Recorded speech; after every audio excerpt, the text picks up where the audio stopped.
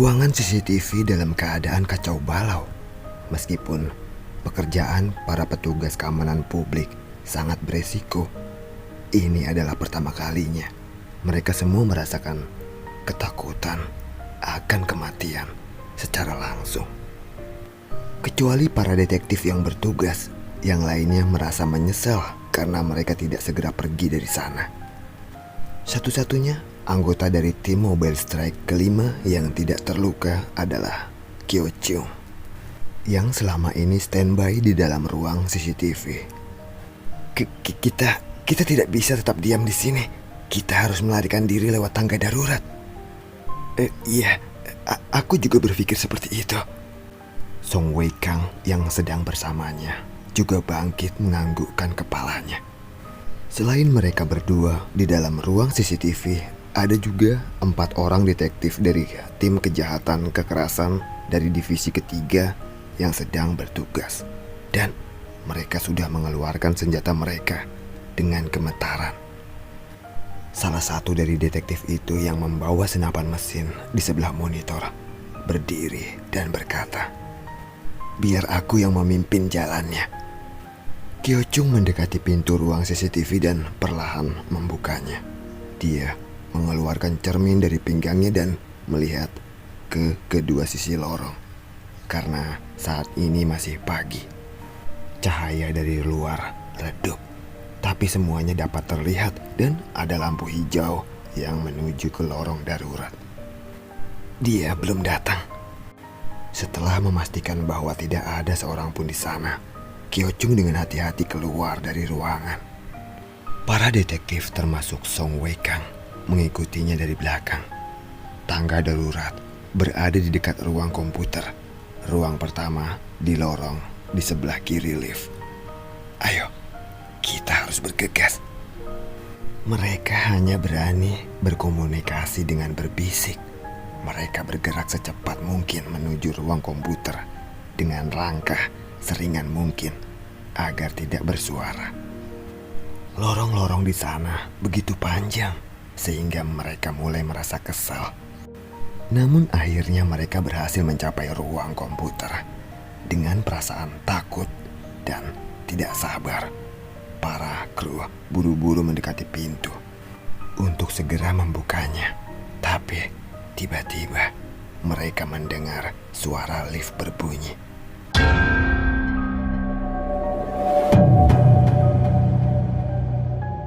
Semua orang yang berada di depan ruang komputer menjadi tegang dan mengeluarkan senjata mereka.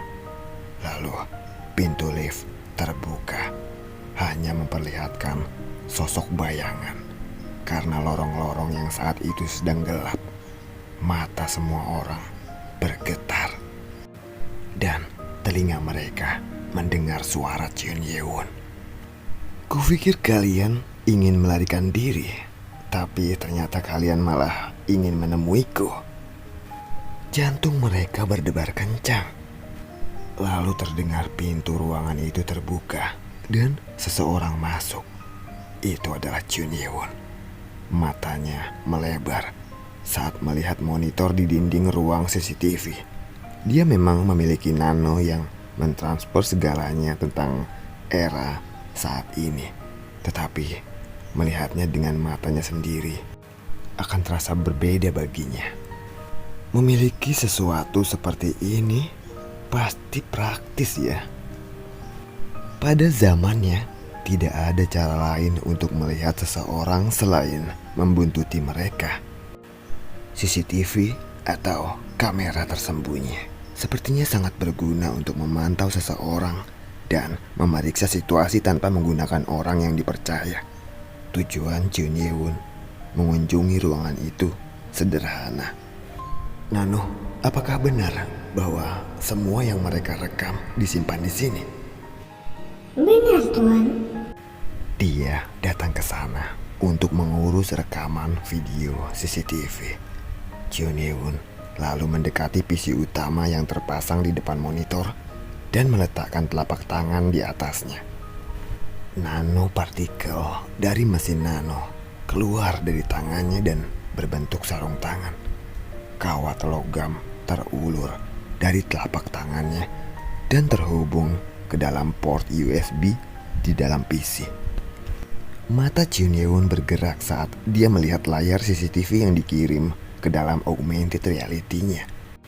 Rekaman CCTV tidak hanya menunjukkan isi gedung, tetapi lalu lintas dan gedung-gedung di dekatnya.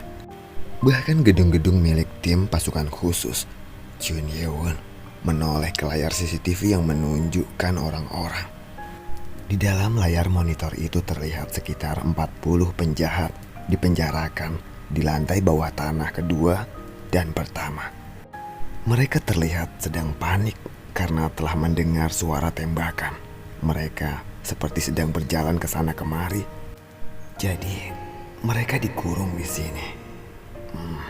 Biro Keamanan Publik ini adalah tempat untuk menangkap para penjahat ternyata. Akhirnya Chun Ye-won baru mengerti apa fungsi dari Biro Keamanan Publik. Awalnya dia berencana untuk menghapus rekaman CCTV, tapi melihat para penjahat di dalam penjara ini, Chun Ye-won tersenyum.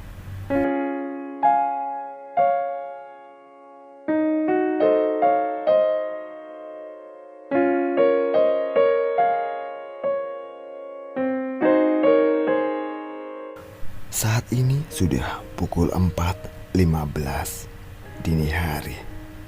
Di dalam sebuah penjara bagi orang-orang khusus dibangunkan oleh suara dari senapan mesin.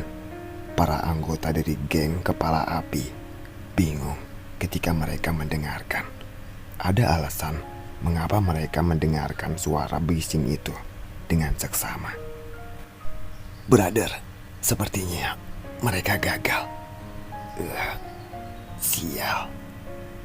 Mendengar kata-kata dari anggota geng, pria botak dengan wajah berdarah-darah bersandar ke dinding tampak kesal. Dia adalah bos tengah geng kepala api, Song Mangdal. Mengapa mereka gagal sih? Padahal aku ingin sekali lekas pergi dari tempat sialan ini. Sepertinya mereka semua sedang salah memahami situasinya. Mereka mengira tembakan itu mungkin anggota geng kepala api yang datang untuk menyelamatkan mereka. Song Mangdal bertanggung jawab atas distribusi obat dan pengelolaan uang. Karena lebih dari setengah dana operasional organisasi ada di tangannya, dia mengira bahwa geng kepala api akan datang untuk membebaskannya.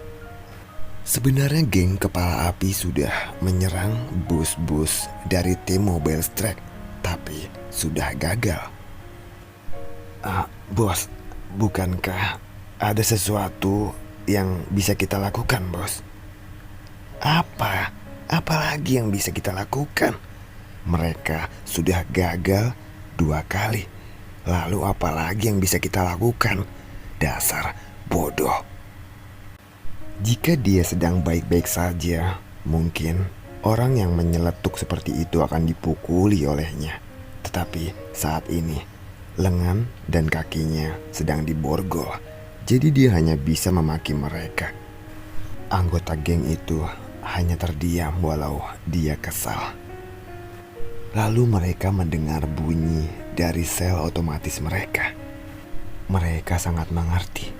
Itu adalah bunyi bahwa sel mereka telah tidak terkunci lagi. Dan tidak lama kemudian pintu penjara mereka terbuka. Semua anggota geng kepala api yang sudah menyerah untuk pergi dari sana segera berteriak gembira. Mereka sudah benar-benar ingin melarikan diri dari penjara itu dan pintu mereka terbuka. Mereka segera menggeledah kantor pasukan khusus di lantai pertama untuk menemukan kode pada borgol mereka dan segera berlari keluar gedung. Mereka bebas. Saat ini pukul 4:30 pagi. Di luar masih gelap. Seluruh biro keamanan publik masih hening. Kenapa sepi begini? Para gangster itu tidak bisa menyembunyikan rasa ingin tahu mereka. Padahal tadi terdengar suara tembakan. Seharusnya ada tanda-tanda pergerakan. Tapi tidak ada hal seperti itu. Ini sepertinya ada yang tidak beres. Son Mangdal yang sudah terlepas dari borgolnya mencoba berkonsentrasi, tetapi dia tidak bisa merasakan seutas energi pun. Saat itulah salah seorang anggotanya berkata, "Bos, sepertinya kali ini bos besar meminta bantuan dari profesional hebat.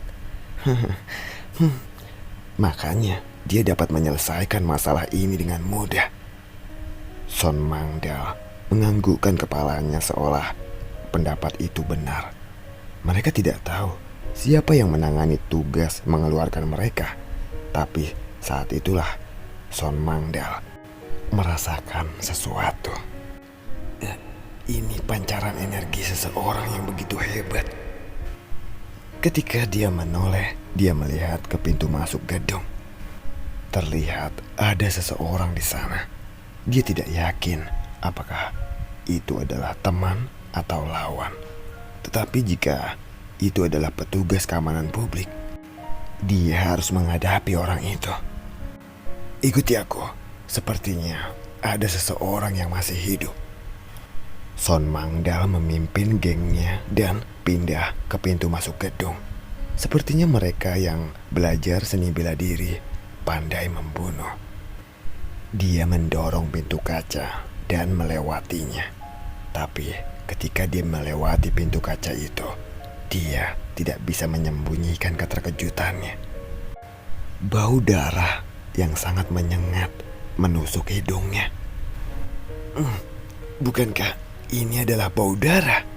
Apakah mereka tidak membersihkannya? Seluruh lorong lobi tampaknya berbau darah, meskipun jejaknya sudah dihapus.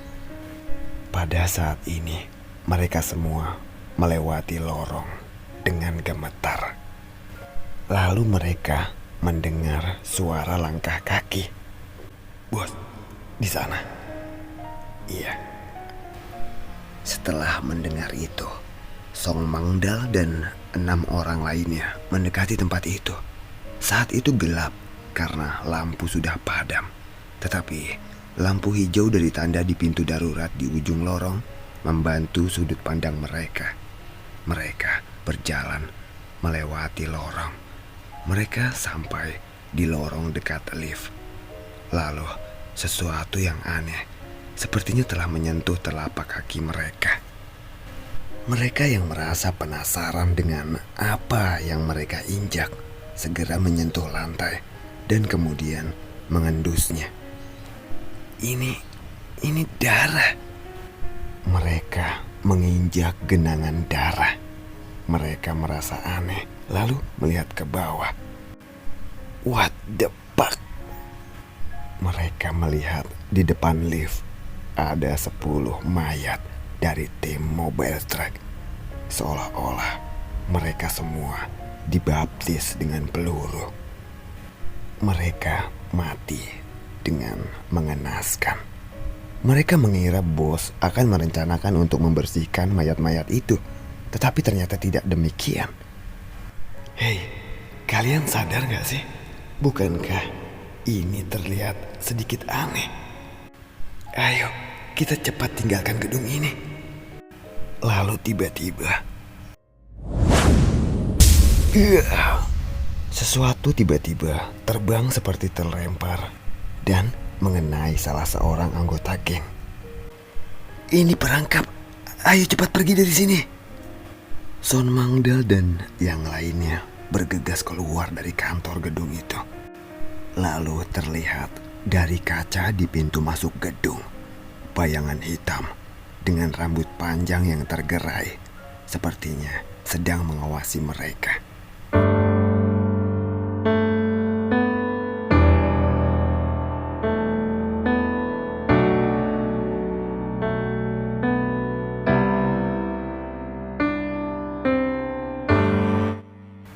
Pukul 6:10 pagi, ketika ada beberapa kendaraan di jalanan, sebuah sedan hitam melaju kencang.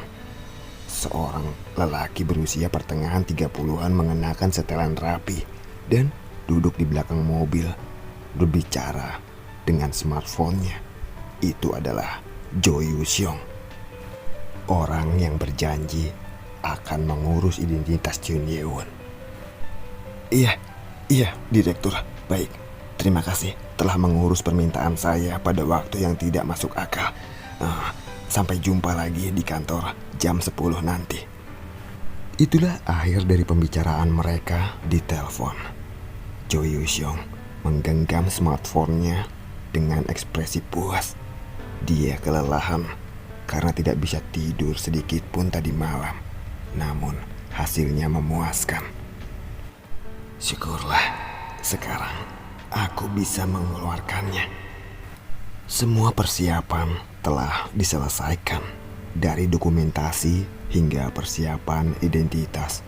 Membayangkan menyelesaikannya dalam waktu 12 jam saja sudah sangat luar biasa. Saat ini sudah jam berapa? Jo Yuseong menoleh ke monitor di sandaran kepala kursi pengemudi mobil. Karena layar TV memiliki sesuatu yang sedang diputar, waktu ditampilkan di sudut kanan atas. Saat itu pukul 6.12 pagi. Untunglah aku berhasil tepat waktu. Dia menjanjikan Jun Ye-won bahwa dia akan berada di sana tepat pukul 6 pagi. Lalu jika diperkirakan saat dia tiba di gedung keamanan publik mungkin akan menjadi 6.30 atau bahkan lebih. Dia pikir mungkin Jun Ye-won akan bisa mengerti. Saat itu dia mendengar seorang pembaca berita dari layar TV sedang membicarakan breaking news. Saluran itu berada di kota Shenyang. Tidak ada waktu untuk berita, tetapi dia memutuskan untuk melihat apa yang terjadi karena ini adalah berita darurat. Orang itu menyampaikan berita dengan wajah tegang. Kami memiliki berita buruk. Sekitar fajar, pihak berwenang mengumumkan bahwa Son Mangdal dan anggota lain dari organisasi kepala api yang ditangkap karena penjualan narkoba melarikan diri dari Biro Keamanan Publik. Apa? Jo Yuseong mengurutkan kening mendengar berita itu. Sangat kebetulan bahwa berita seperti ini keluar pada waktu yang seperti ini. Dalam proses melarikan diri, organisasi kepala api membunuh sekitar 30 anggota Mobile Strike dan detektif dari pasukan kejahatan kekerasan. Bersamaan dengan berita yang dikabarkan itu, rekaman CCTV ditampilkan di layar. Itu adalah adegan di mana anggota geng kepala api memasuki gedung. Bersamaan dengan itu, sepertinya suara tembakan mengikuti. Itulah yang ditampilkan oleh rekaman CCTV yang ditunjukkan di layar monitor. Layar lalu beralih dan adegan konferensi darurat ditampilkan. Di depan podium, seorang lelaki dengan rambut abu-abu yang jarang, yang tampak seperti Direktur Biro Keamanan Publik, sedang memberikan laporan dengan wajah tegang. Setelah melarikan diri, Son Mangdal dan yang lainnya menganjurkan data di ruang CCTV. Kepala Divisi Kejahatan dan Kekerasan, Song Wei-kang, terbunuh juga saat dia melarikan diri dengan salinan video kejahatan. Biro Keamanan Publik tidak akan mengabaikan ini. Sebenarnya ada apa ini? Jo Yuseong yang sedang menonton berita itu tercengang. Dia bingung. Apa yang terjadi di Biro Keamanan Publik dalam waktu 12 jam saja?